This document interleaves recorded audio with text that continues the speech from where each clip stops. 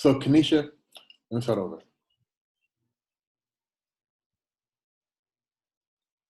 So, Kanesha, welcome to our next video in our COVID coaches lineup.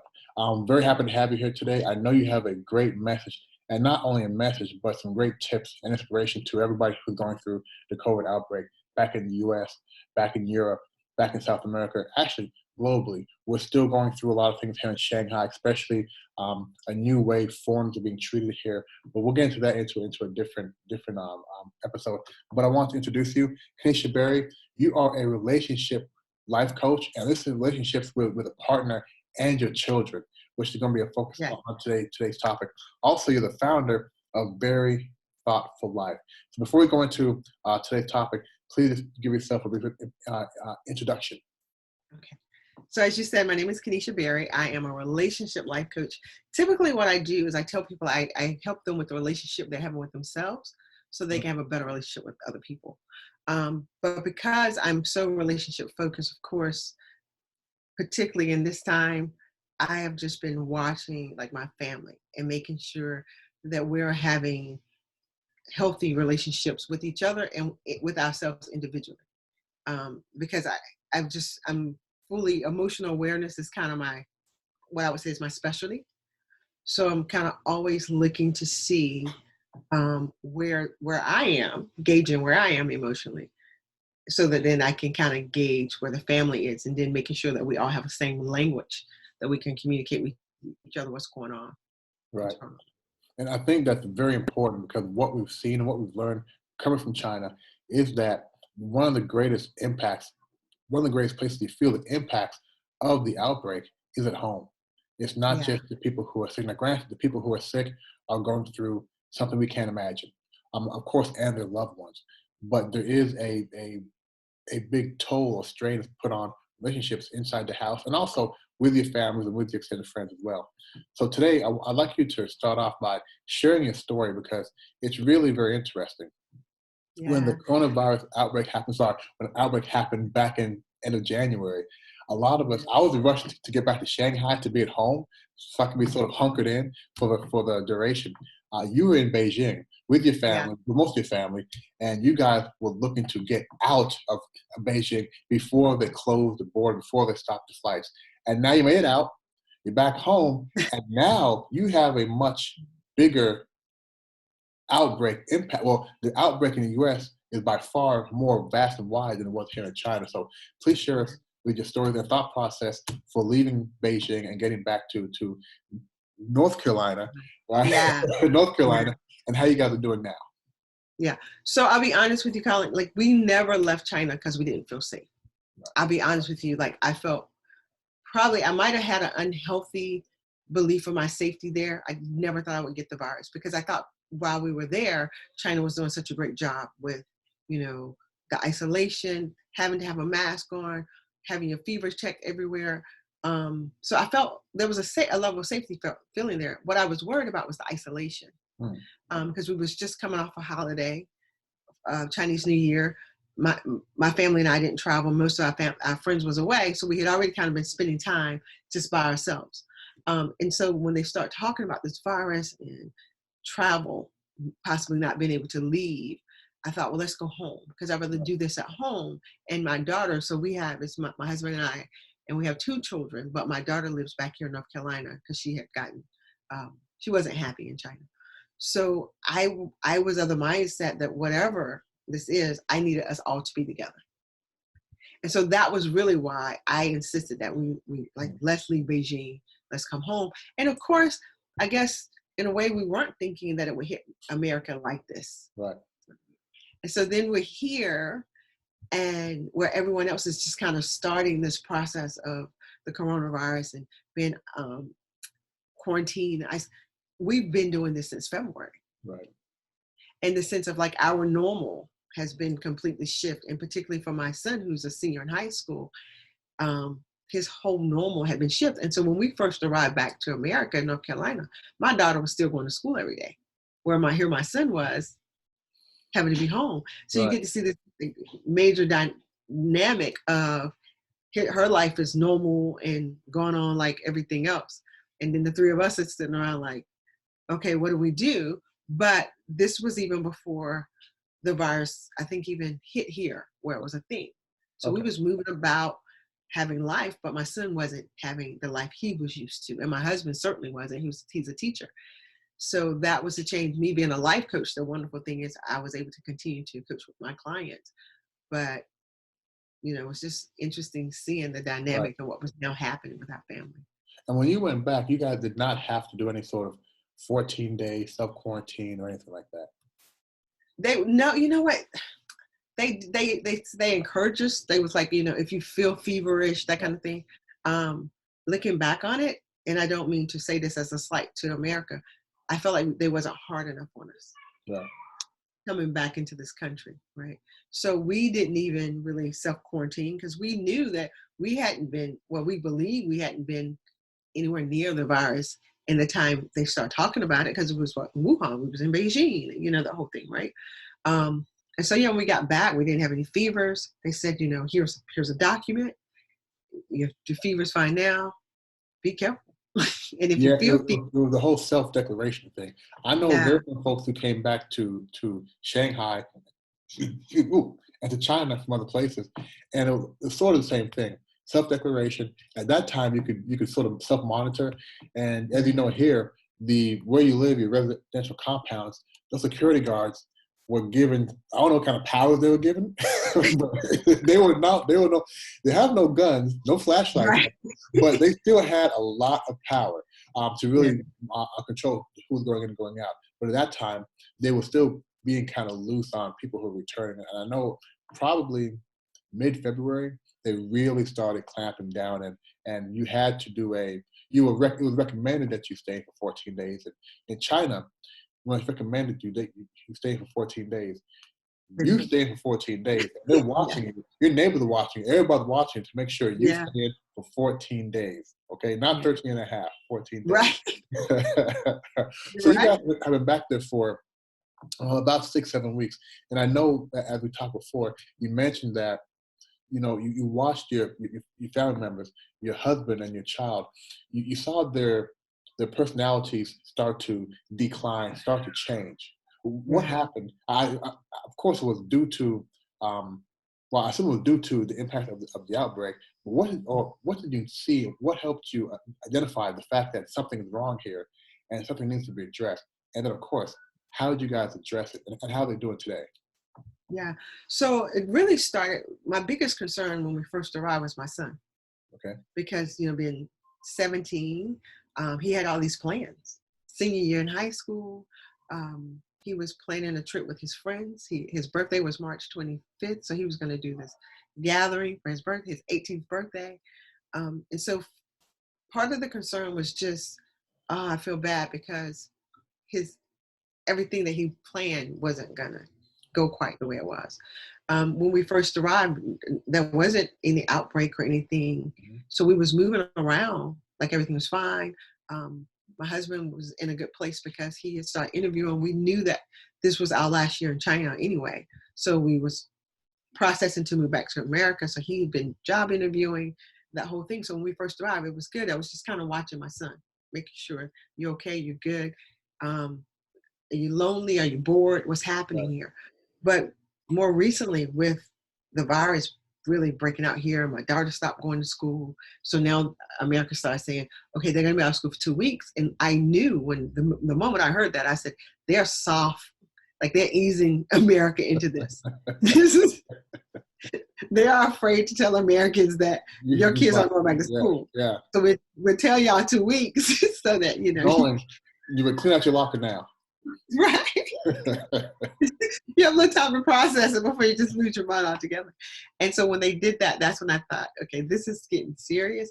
But then when to start every day watching the numbers, right? Because my son and my husband, they are news junkies, they're information junkies. I don't watch it, Colin. I'm intentional about not watching it. Right. I'll read a headline, I ask what's going on, but I don't feed myself that stuff because I know what it does to us. I'm all about emotion. I'm all about emotional awareness. I'm fully aware of what that information does to the body, does to the mind, makes you can't sleep. So every day, here's my son giving me a report. Mama, this many people died today. This many people Right. died. Not And a so good I, news. Yeah. right. And so that's when I started saying, hey, Bryce, let's do this together. Let's hang out together. He's like, I'm fine, I'm fine, I'm fine. I'm like, you're not fine because you're not talking. Yeah. And so he's very talkative. And he'd start going quiet. So that was my first sign that this isn't good. And then I was encouraging him to like reach out to his friends, but particularly on his birthday, I could see the sadness coming. Mm. And we did what we could, like we threw him a party, that kind of thing. People really, my family was great. Everybody went out their way, made phone calls, sent money. Give a teenager money, it changes everything, right? But just noticing that emotionally, his lows, but being able to finally get him to open up and talk about it. And so that's what I would encourage parents to do. Really get people to talk about, what are you feeling? What are you thinking? What's happening now? Because with teenagers particularly, when young people, we tend to think, they never think about death. Right. Like they hear about it, they know about it, but they don't really process it, right? They don't sit in it.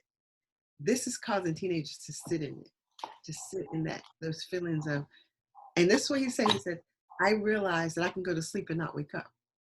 Wow. Yeah. And so but if I wasn't pushing and constantly saying, hey, let's get together, let's walk, let's talk, he wouldn't have opened up to me. He would have just kept stuffing, because I'm aware that's his mechanism. He stuffs, he keeps quiet. So I was going to talk about like how we have these emotional needs. We got 6 basic emotional needs. My high emotional need is growth, contribution, and significance. Bryson's high emotional need is certainty. Certainty. So this is creating a lot of uncertainty for him. Okay, so which is certainty, just being able to sort of visualize Safe. what being able to plan. You know, yes, plan. I know what's going to happen next. I need to know have an idea. Like he's been like that since he was a little boy. He would say, I said, come on, Bryce, let's go. He's like, where are we going? Who's going to be there? How long are we going to be there? He needed to know that, because his deep need for certainty, if he didn't have a vision in front of him of what it looked like, he needed you to paint it as best you could. And that's a need for certainty. And so with this time, he's so uncertain, he was shutting it, he was closing in. Where my need for growth, see, I'm working on my master's, so I'm busy. Right. I don't have time to really think about that stuff. My husband's need is like connection. And so his job in his mind, he's taking care of us. So he's not even thinking about, or, he knows how to move out of his own needs, because as long as he's connected to us, I can touch him, I can feel him, I can go talk to him, I can play with them, I can make them laugh. I'm connecting to them, so I'm okay. Right. That's how his emotional need was speaking to him. So in these cases, maybe more towards Bryce, but perhaps also with your husband, yeah. They didn't come out. They didn't reach out to you and say, "Hey, mom, hey, honey, I need to talk about this." You recognize a shift in their personality. So, would you recommend once parents or spouses or partners see that shift, they immediately take action, or should they lay in the cut, watch for a while? What's the best line of action there? Well, being clear that like your child, like how, if you're familiar with love languages, their love language, or what is the thing that you can do to get them to open up, right? So I knew, just sitting outside Bryson and going, hey, let's talk. He doesn't want to talk, but we can pull out the Monopoly game, right? Okay. So that at least gets him engaged. So it pulls him out of a little bit of his slump, and he's engaged, because Monopoly is his favorite game. So at least at that point, now all of his need to, be engaged with us, because he has his 2 high needs are certainty and connection. So now at least he's connected. And so then after that, after playing the game, again, go back to the watching mode. I'm watching, see what you do, where you're going. And then for me, it's always just inviting. So one of the things he did, which I thought was great, he and a friend, she's in Italy. They once a week, they do a cooking contest together. Okay. So what does that do? That gives him something to look forward to. That gives him some form of excitement. That guess what? He gets to control. So he gets to have the certainty that I know come every Wednesday, I think they do it every Wednesday, I get online with Luna and we're going to have this cooking contest. That's so and so you start seeing. And so for me last night, after watching day after day of him not really talking, he was present with me. He would give me hugs, but he wasn't talking. Right. So I just kept going, and I'll go in their room. Hey guys, let's pray together. Hey guys, let's, how's everybody doing? And notice, but what I said last night that broke the ice, strangely enough, is I was like, I really miss you guys. And they've And been there he the thought whole that was time. the funniest thing. Right. They've been there the whole Like time. Yeah. yeah, he's like, Mom, are you crazy? Like, but it made him laugh. And in his laughter, I said, when I say I miss you, you haven't talked to me in a while. And I said, what's been going on in your mind? Like, what have you been thinking about? And when I said that, Colin, it all just Right. came up. So I For think hours and a half. So I think you found a way to address it without pushing, without being overly Yeah. without pushing. And I want to put this in context. As you mentioned, he's a senior, so he Yeah. missed his senior prom. He missed his senior pictures. He missed a lot of things that we look forward to in our last year. So and all due to the impact of the coronavirus. So I can imagine that he was feeling a certain way. Yeah.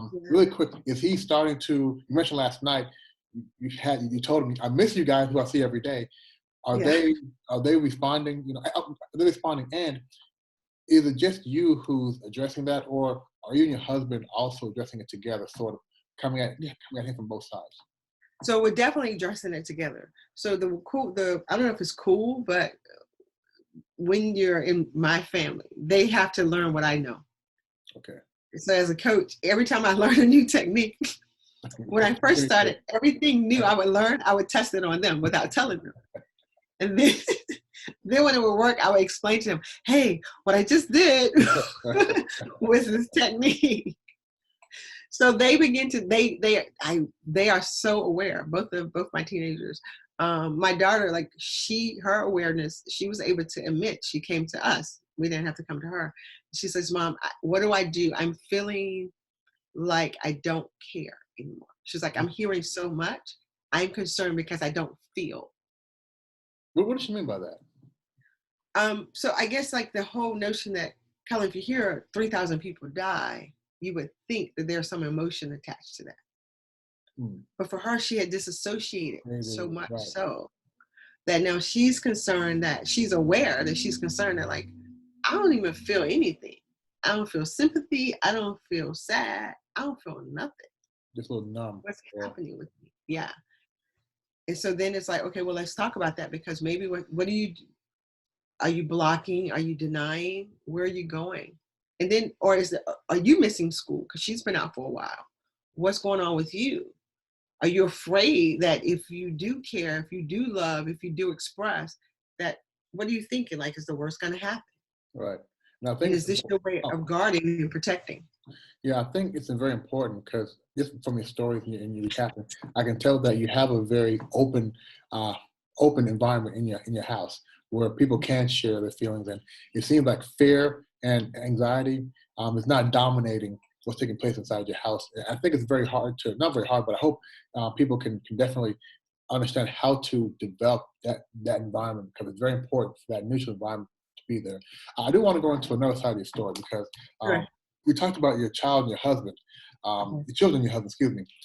But you also have your mother, and you tell me how your mother is. I'm going to say she is in her millennial thought process right now, meaning Yeah. she's still going out, living her life. As you mentioned, she's still going out to Walmart. She's still being somewhat active. Too active. And I want you to share what she's doing. Is this more a way of her coping with what's going on? Meaning, look, I'm old enough, I can live my life. I'm not scared of no damn COVID. You know what I'm saying? I don't even know COVID, right? Yeah. Is it a coping method, or is it more that she's not taking it as serious? What are your thoughts? I really think my mom isn't taking it as serious. I think so we're from a small town in North Carolina, Hosky, North Carolina. I think the kids looked it up. I think it's 5,000 people, right? Oh, wow. Right, very small. This is where I grew up. My mother has lived here all her life. She has a very high need for certainty as well. And my mother is a busybody. My mother is 71. I think we confirmed today that she's 71, because I thought she was 72. And she's like, I'm not 72. She's 71. She has more energy than most 40-year-olds. I've never seen anything like it. She goes, I mean, she's constantly on the go. And that was her life normally. And so I think my mom doesn't want to surrender to the notion that her life has to be she sit in the house. And so literally since this has started, my mother goes, she's always gone to Walmart every day. Right. She's always thought to herself, she's like, it's just me and my husband.